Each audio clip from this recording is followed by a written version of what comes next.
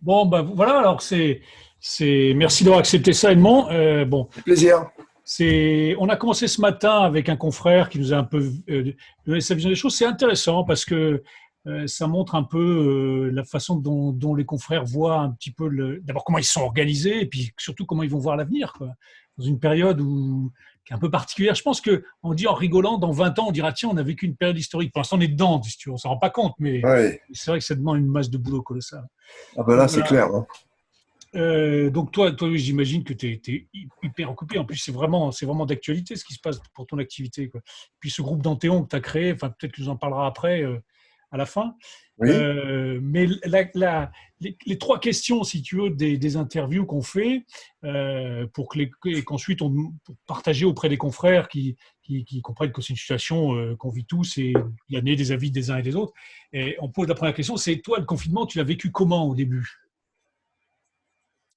Au Et surtout, départ, comment tu t'es organisé quoi, dans ton activité? alors, c'est un peu, c'est intéressant comme question.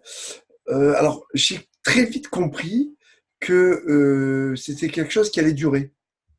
Ah ouais. Contrairement à beaucoup de gens, d'ailleurs, on a bien anticipé, puisque, disons, 15 jours avant l'obligation, enfin avant l'annonce de Macron, nous, on était déjà passé aux vidéoconférences. On avait annulé toutes nos formations présentielles pour les remplacer par des vidéoconférences.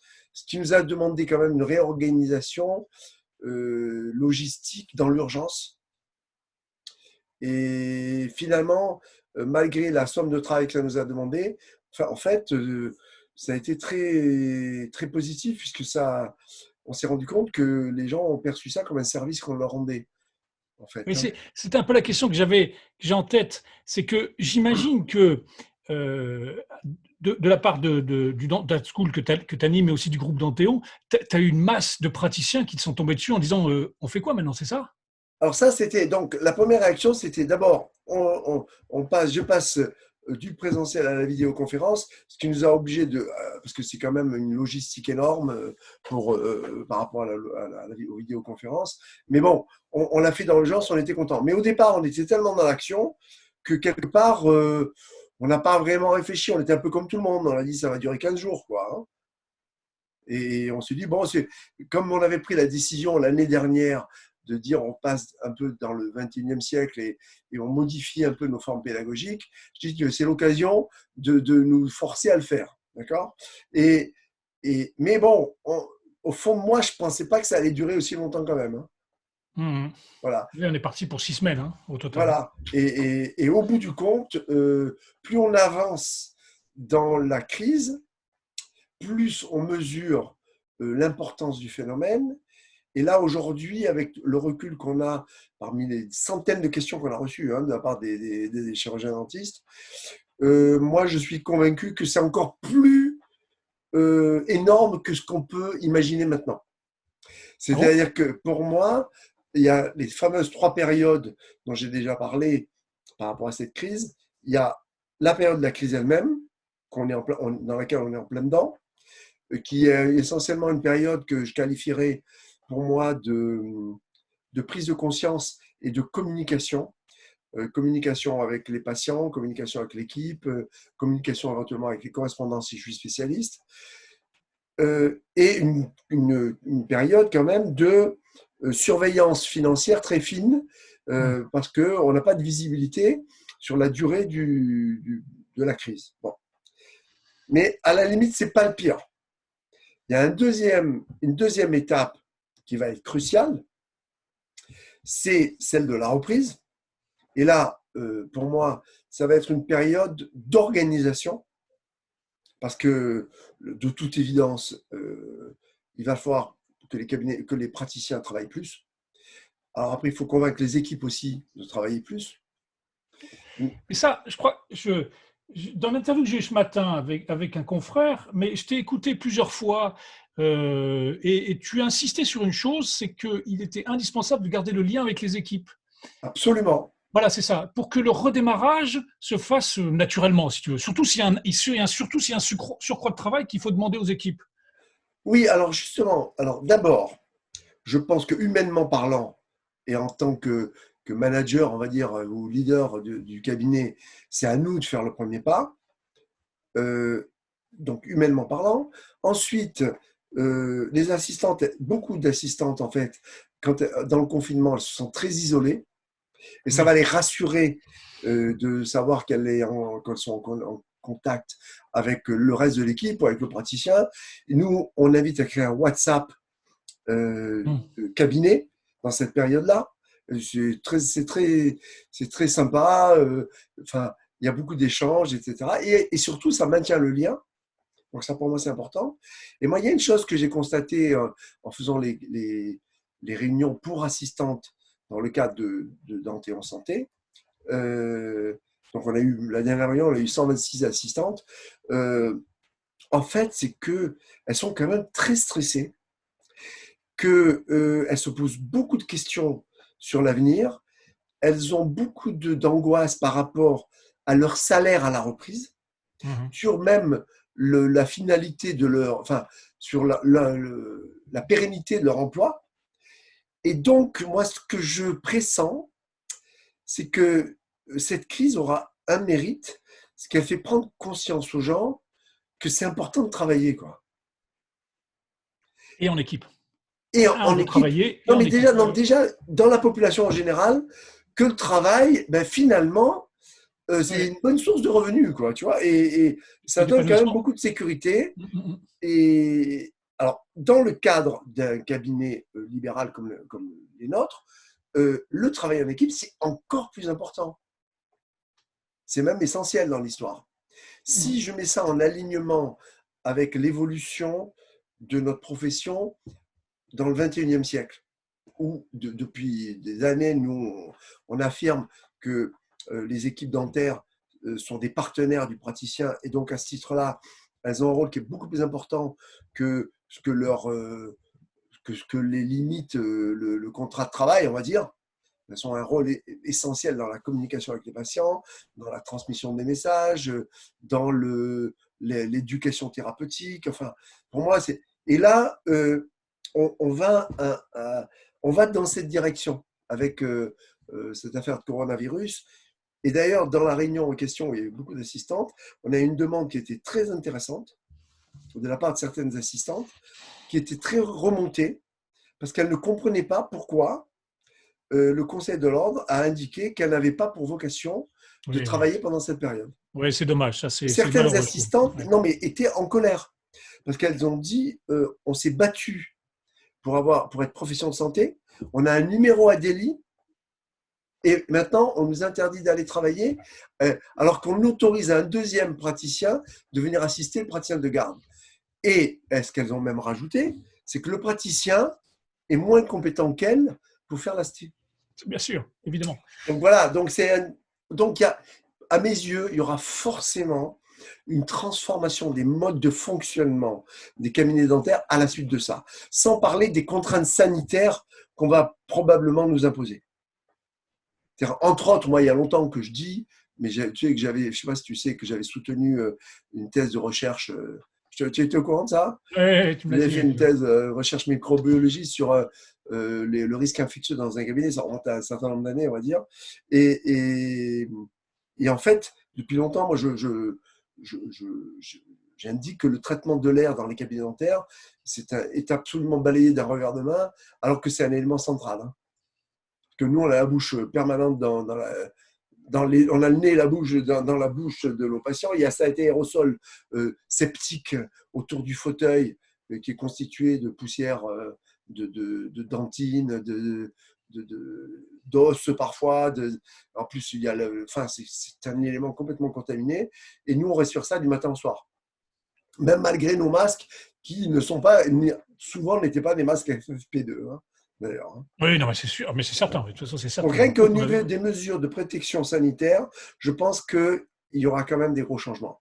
On parle de plus en plus d'ailleurs d'imposer un certain délai de temps où le cabinet est vide entre deux patients, y compris dans le futur, pas qu'à la reprise. Et donc, ça va pousser les gens à travailler sur 2 fauteuils.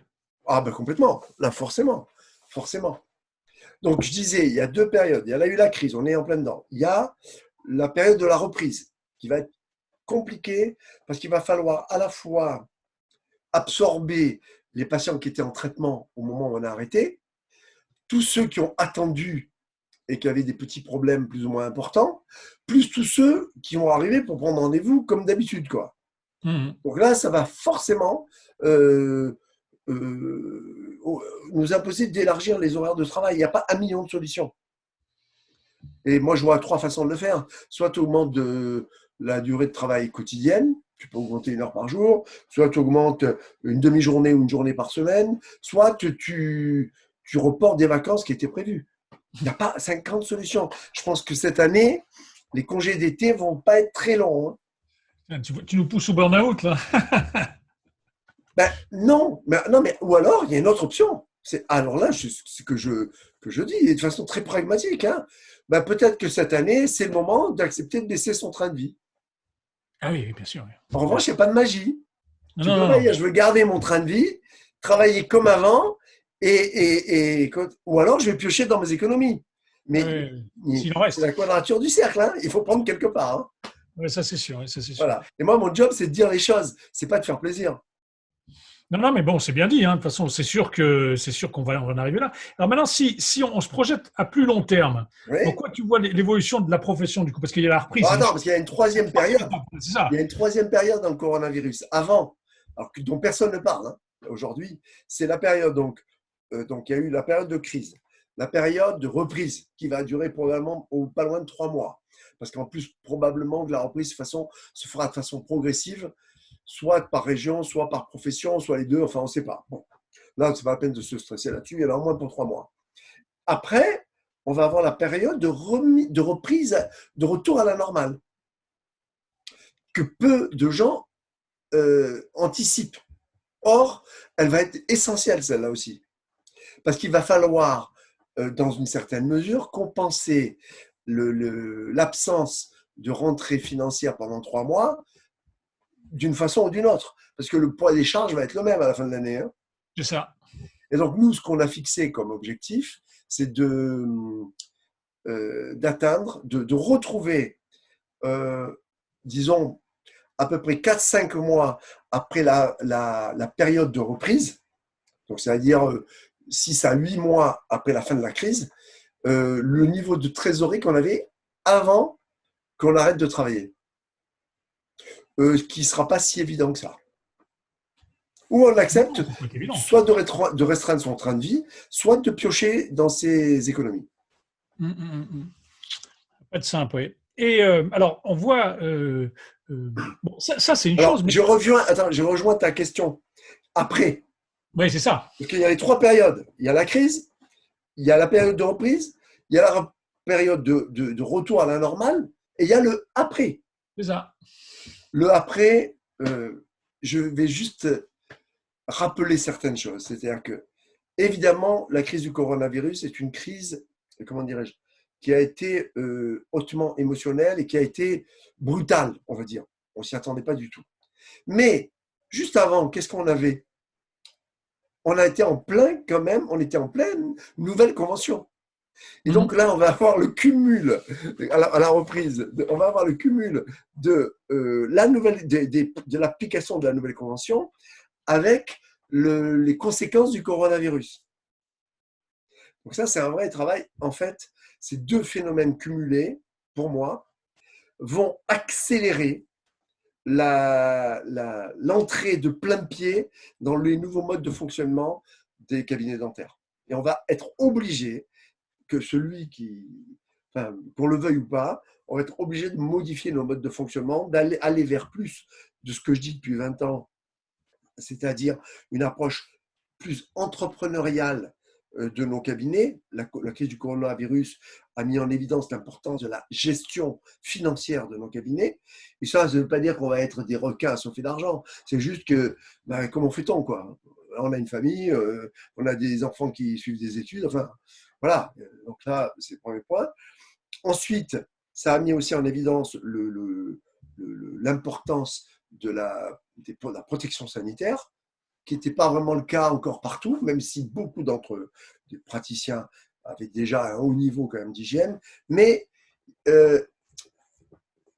c'était plus par conviction personnelle qu'on le faisait que par niveau d'exigence, en fait, qui était impératif.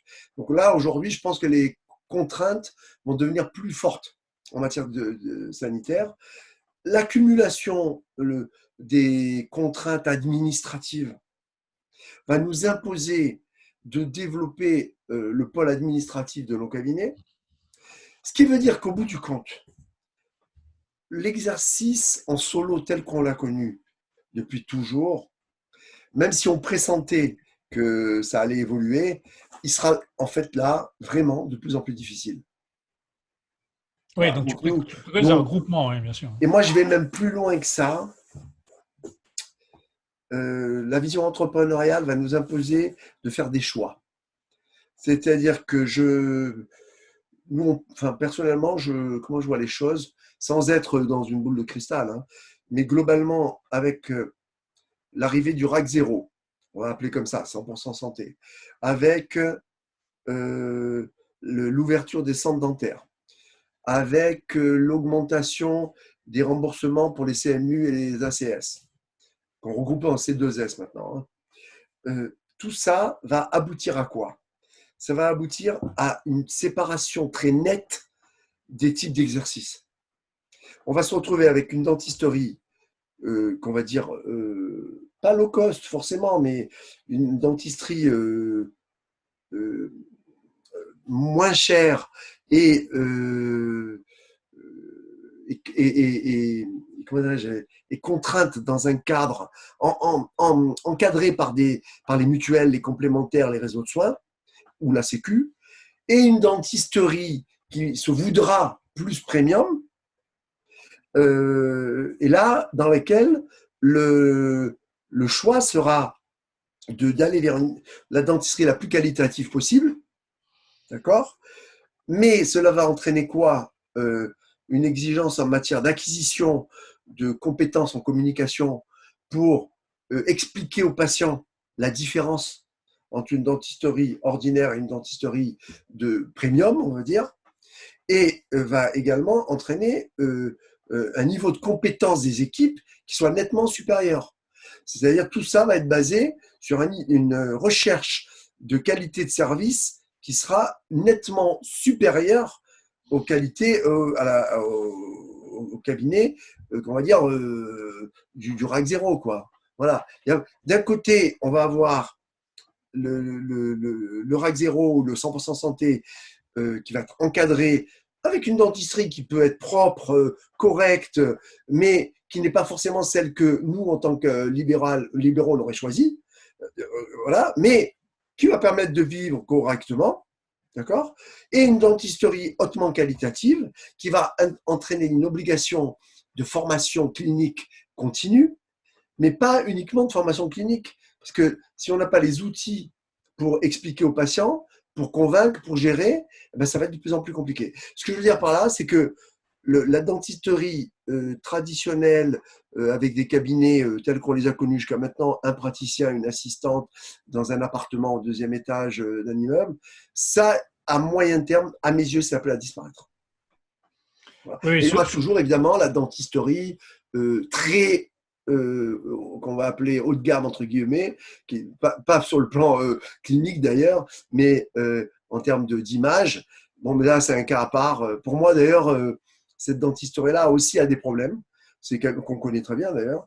C'est qu'ils ne sont pas en concurrence avec le cabinet voisin, ils sont en concurrence avec le cabinet de Londres, de Genève, oui, oui, non, on le voit bien. Oui. voilà, de Montreux. Oui, oui.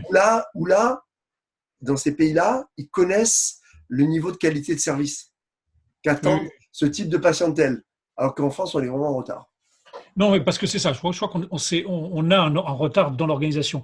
Mais ce que je retiens de tout ce que tu nous dis, c'est alors il y a le développement de la vidéoconférence. Ça, je crois qu'on le voit avec la multiplication des tutos et des Eh webinaires oui, en ce oui, moment. oui. Et c'est pas forcément une mauvaise chose d'ailleurs, Ah non, mais non, non. en termes Alors pour d'acquisition. nous, on connaît bien le sujet, hein, parce que ça fait 2 ans qu'on travaille intensément dessus. En fait, je ne pense pas que le e-learning seul soit de nature à suppléer, à remplacer les formations présentielles.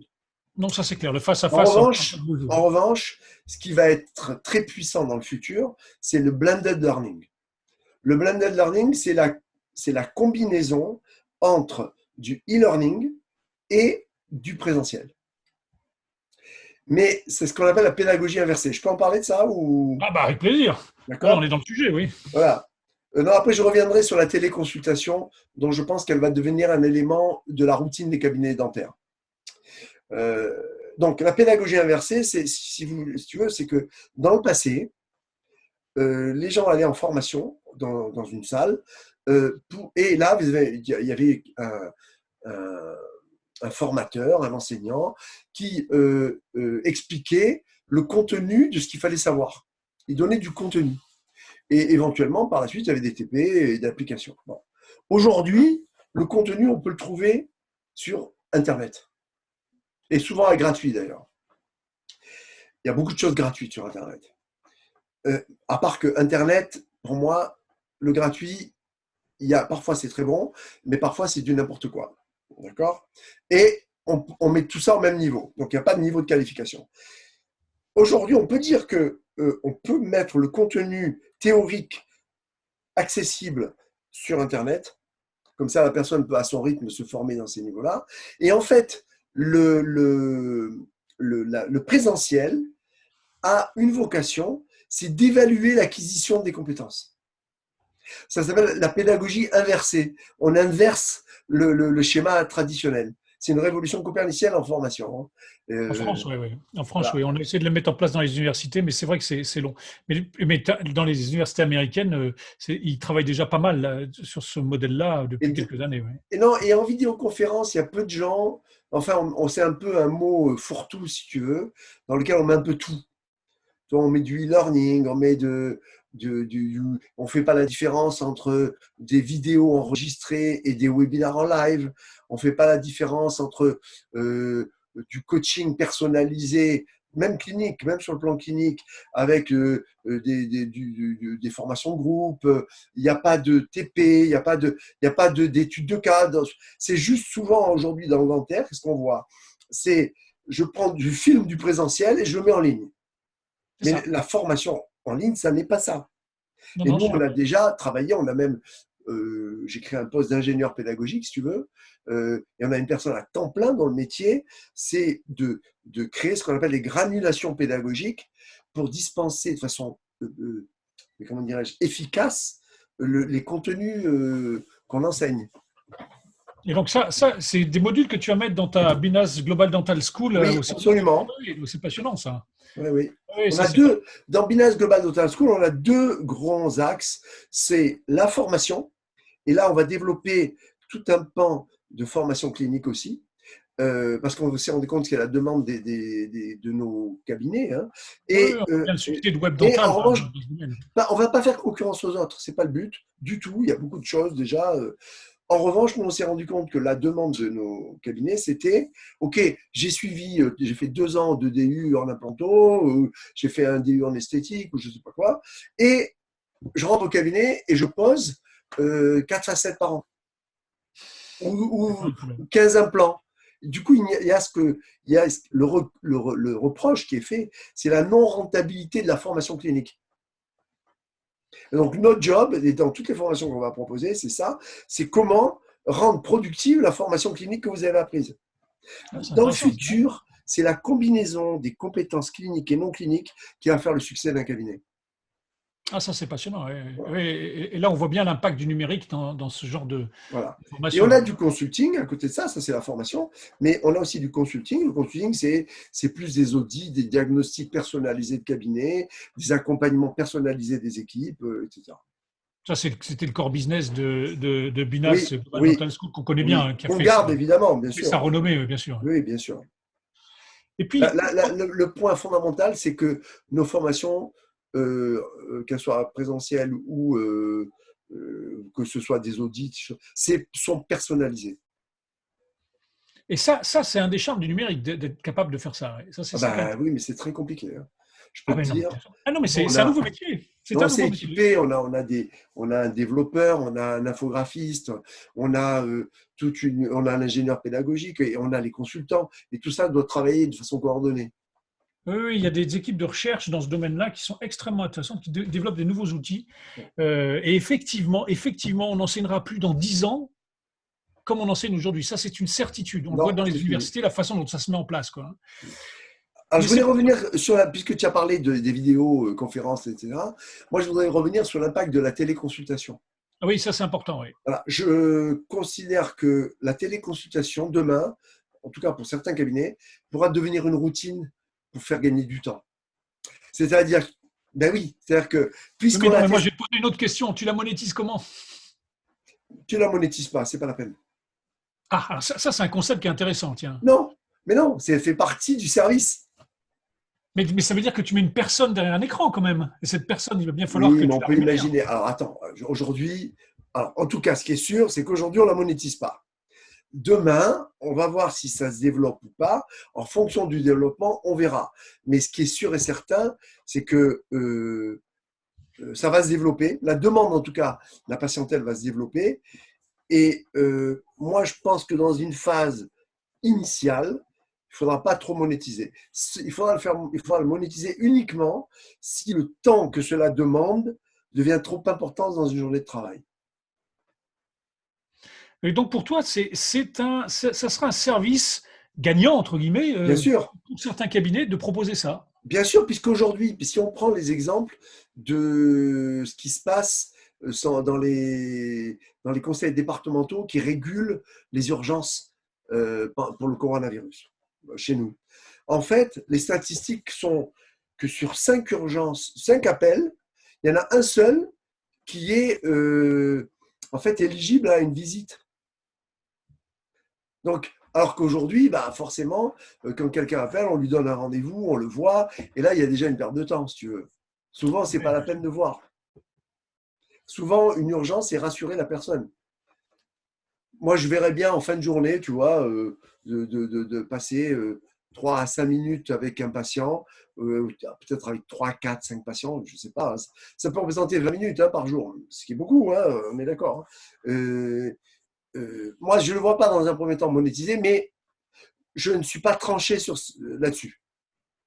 Si vraiment c'est un développement qui est important, je pense qu'effectivement, à un moment donné, il faudra le faire payer. Hein, mais combien? Ça, c'est Pour encore l'instant, autre il n'y a chose. pas de code. Donc, de toute façon, Il n'y a rien, ça n'existe pas. Donc, je c'est du retiens que par NPC. contre, Quoi. je retiens que c'est un service que tu pousses les équipes Ah à. ben, ouais, et moi, je le vois même comme un outil de gestion. C'est-à-dire que je le vois comme un outil d'organisation pour gagner du Ah oui, temps. oui, bien sûr, oui, je comprends, d'accord, oui, oui. Tu vois, c'est-à-dire que les 20 minutes que tu vas passer, ça te fera gagner peut-être 3 quarts d'heure, 1 heure dans la journée. Oui, oui, je comprends bien. Après, dans la gestion de ton carnet de rendez-vous, oui, d'accord, oui, oui, oui, oui, oui, oui. Je le Je vois comprends. comme un type de rendez-vous particulier. Oui, je comprends. Oui, oui, et donc la monétisation, elle se fait en aval, c'est-à-dire que c'est parce que tu as une meilleure gestion de ton carnet de rendez-vous derrière, bien sûr. C'est ça. Et puis pour le patient, c'est quand même un vrai service, en le sens où il ne se Ah déplace ben, pas forcément, bien alors que. sûr. Et Voilà. c'est l'avantage, c'est que tu n'as pas besoin de bloquer un fauteuil, tu n'as pas besoin de recevoir le patient, de lui dire bonjour. Ça va te prendre 5 minutes maximum. Aujourd'hui, les téléconsultations, même en omni, même pour les urgences, c'est 5 minutes chrono. Oui, oui, non, je comprends. Puis À la le limite, patient. demain, tu pourras presque les appeler de ta voiture au retour de ton cabinet, quoi, quasiment. J'exagère, mais pas loin, quoi. Et l'idéal, c'est d'avoir une caméra que le patient se met en bouche comme une brosse à dents. Ça serait vraiment formidable. Tu Mais sais ça que sera les forcément. orthodontistes le font déjà, ça. Ah non, je Nous, ne on savais a. pas. Ah, tu savais pas? Tu sais Non, comment non. ils fonctionnent? Ils demandent aux enfants de prendre 2 cuillères à café, de les mettre et de s'en servir comme écarteur, et le parent Oui, la prend le photo, bien sûr. film, il Oui, filme oui. la bouche. Oui, non, c'est malin. Oui, mais on Et arrivera à ça marche l'exploiter. bien, hein? C'est Oui. incroyable, quand même. Alors, je retiens aussi de tout ce que tu as dit, un nouveau métier, entre guillemets, ce serait ce que les Américains connaissent bien, les Allemands aussi, la coordinatrice de soins, c'est-à-dire cette personne qui va être au contact du patient pour bien lui expliquer le plan de traitement, passer derrière le praticien Oui, et la oui, oui. suivre, surtout si tu as plusieurs spécialités dans le même cabinet. Parce que les Alors, patients, on sait très bien qu'ils ont un peu de mal. Hein. alors, il y a plusieurs rôles à cette coordinatrice, qui est un élément clé. Hein. D'ailleurs, c'est très intéressant parce que aujourd'hui, ça existe dans beaucoup de cabinets de spécialistes. Dans Mais le mien, par exemple. en revanche, en Omnis, ça n'existe pas vraiment, hein. Enfin, je ne connais quasiment pas. Alors, il y a plusieurs choses.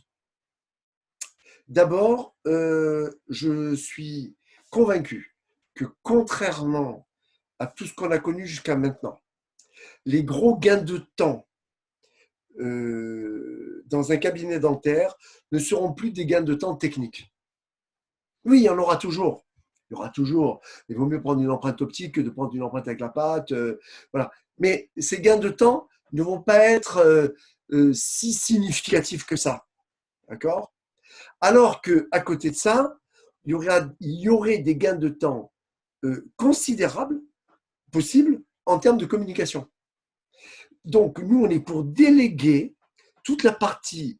Alors, une fois que le praticien a présenté le plan de traitement, a donné les tenants, les aboutissants, a répondu à toutes les questions du patient, on est pour déléguer la pédagogie et les explications complémentaires à une coordinatrice de traitement qui pourrait être l'assistante ou une personne dans le cabinet, en fonction de la taille du cabinet. Voilà. Ça pourrait tout à fait être l'assistante. Et là, les gains de temps peuvent être considérables. Parce que si on analyse le déroulement d'une visite d'un patient dans un cabinet dentaire aujourd'hui, il y a beaucoup de temps passé par le praticien en explication. Ce Oui, qui je est suis d'accord. important. Mais nous, on dit, c'est 80-20. Ça pourrait être demain 80%. Je ne suis pas en train de dire 0-100. Hein. C'est 80-20. Évidemment, c'est important que le patient garde l'autorité médicale, si tu veux, qui donne l'info. Indiscutable. Mais oui, on est pour déléguer à la coordinatrice de traitement. Mais demain, pour ça, il faut avoir les moyens, évidemment, de recruter ou d'avoir deux assistantes. Enfin, ça dépend donc de la taille des cabinets. Mais oui, pour moi, les enjeux de demain en matière de gestion du temps sont dans la délégation des aspects pédagogiques et de communication. Oui, Voilà. c'est Ce qui veut dire qu'évidemment, il va falloir former de haut niveau les coordinatrices. Il faut qu'elles soient capables de répondre aux questions cliniques des patients. patient, ouais. Puis ça va dans le sens du patient, parce que la compréhension d'un plan de traitement, c'est l'acceptation du plan de traitement, évidemment. Oui, Et non, pour mais le c'est patient, c'est surtout pareil. que nous, on se rend compte que il y a plus de connivence entre une assistante, une coordinatrice et le patient que entre le praticien et le patient. C'est vrai. Je Voilà. suis intimement convaincu. Oui, oui, oui, oui. Et puis, il y a une autre chose que je retiens aussi, c'est dans cette gamme de cabinets qui serait entre guillemets premium, c'est toujours difficile de qualifier un cabinet de premium, mais c'est, il y Perçu a, premium. Attends, il sera perçu premium. Hein. il sera perçu premium, mais il le sera, à mon avis, en ce sens où l'outil numérique lui permet de faire, avant même de toucher le patient, une planification assez complète. Et aujourd'hui, on voit bien, et il y a eu, Danthéon avait organisé une journée avec Oui, Félin qui le montre très très bien. C'est-à-dire que toute la planification du traitement en amont permet de gagner beaucoup de temps en aval, c'est-à-dire dans la réalisation même du traitement, mais surtout en je termes t'écoute, hein, qualitatifs. vas-y, je t'écoute. Je t'écoute, je t'écoute. Et ça, c'est quelque chose qui, à mon avis, enfin, le numérique va permettre aux gens d'accéder à un niveau de soins un petit peu supérieur, parce qu'il y a quand même une grosse demande en ce moment sur la réhabilitation globale. Et puis l'esthétique, quoi, parce qu'avec ces histoires de selfie, aujourd'hui, on a des exigences esthétiques. Et c'est vrai que le numérique nous permet d'aller beaucoup plus loin que ce qu'on faisait avant. Affirmatif. De toute façon, Avant. comment dirais-je, il y a plusieurs piliers au cabinet de demain. Hein. Pour moi, c'est le premier pilier, mais que retiennent la plupart des praticiens. Et quelque part, il y a un danger quand même avec la technologie. C'est qu'on se cache derrière et Ah que non, ça mais donne bonne il faut la conscience. maîtriser. À mon niveau, il faut la maîtriser, bien sûr. Non, mais au-delà, si tu veux, pour moi, les enjeux ne sont pas que techniques aujourd'hui. Les enjeux majeurs sont ailleurs. Ils sont dans la gestion rationnelle et entrepreneuriale d'un cabinet, au même niveau que dans la gestion de la technologie et de la clinique. Il faut accepter cette réalité qu'a mise en évidence le coronavirus, on va dire, ou la nouvelle convention d'ailleurs. C'est qu'il y a trois piliers pour moi. C'est le premier pilier, c'est la technologie et la technique, ça on est d'accord. Le deuxième pilier, ça va être le management de l'équipe, sa motivation, sa formation. je suis absolument convaincu de l'importance vitale de développer un esprit d'équipe dans le futur. Ça sera vital, décisif. Tout seul, c'est cuit. Le grand mandarin qui est dans son cabinet avec une équipe autour, c'est fini, c'est fini. Il faut juste accepter cette réalité. Et la troisième chose, c'est la relation avec le patient. Et dans la relation avec le patient, il y a une chose essentielle. Donc, une chose essentielle, c'est la capacité à convaincre le patient de l'importance d'une approche globale de sa bouche en lien avec sa santé générale. Et deuxièmement, c'est vous convaincre aussi, c'est convaincre le patient également de réaliser une dentisterie complète et non pas que j'appelle patchwork. Voilà. Dans la technologie, j'inclus la technique, hein, c'est-à-dire, quand je dis les aspects techniques et technologiques, je dirais, j'inclus l'accroissement du niveau de formation clinique. Oui, ça va être crucial. D'accord ? Oui. Ce sont les trois piliers. Après, ça, c'est pour le développement du cabinet. À côté de ça, il y a aussi un certain nombre d'aspects, comme la gestion, qu'il va falloir aussi apprendre. Et ça vient en supervision, ça veut dire. Tu sais, il y a une histoire qui m'a marqué, c'est Thierry Marx, donc Oui, multi-étoilé, oui, qui oui. ouvre son premier restaurant, une étoile, d'emblée. Et il Oui. fait faillite. Ah ouais. Il fait faillite. Et après, il s'arrête, et au lieu de dire c'est fini pour moi, il prend des cours de gestion. Il prend plusieurs années à comprendre la gestion, et ensuite il remonte son cabinet. Et là, il a 3 étoiles, et c'est le succès. Mais oui, C'est exactement ça. contrairement à ce que la plupart des gens croient ou pensent, la gestion et l'organisation, ce sont justement ces éléments-là qui sont la condition pour pratiquer la dentisterie que l'on aime. Ce n'est pas, au contraire, des obstacles, c'est l'inverse. C'est-à-dire que sans la prise en compte de ces aspects-là, de toute la façon, vous voyez bien qu'on va dans le mur. Vous voyez bien que ce n'est pas possible. Non. Alors, jusqu'à quand faudra-t-il qu'on prenne des coups pour comprendre ça? Mais non, mais là, je pense que c'est bon, on va prendre un gros coup, donc on va comprendre. Ah oui, là, c'est pas un gros coup, là. Edmond, ça fait 1 heure qu'on parle, on était parti pour une demi-heure, donc c'était passionnant, on a tout débordé, tant mieux.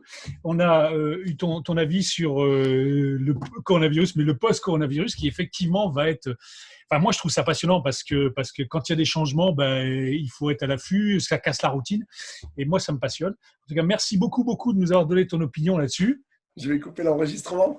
Et puis voilà, on va se quitter là-dessus. Et puis, je te dis au revoir. Salut Edmond.